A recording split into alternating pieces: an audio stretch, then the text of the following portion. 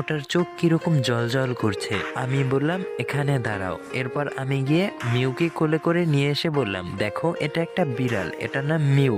স্বর্ণা বলে, না এটা ভূত, ও রূপ বদলেছে, ও বিড়ালের রূপ নিয়েছে, ওকে ফেলে দাও, এটা একটা ভূত। আমি বুঝলাম স্বর্ণা একটুখানি বেশি ভয় পেয়ে গিয়েছে, তাই আমি মিউকে সোফার উপরে রেখে এরপরে আমি স্বর্ণাকে বললাম, আসো আমরা ঘুমিয়ে পড়ি। এটা বলে আমি স্বর্ণাকে নিয়ে শুয়ে দিলাম খাটের উপরে।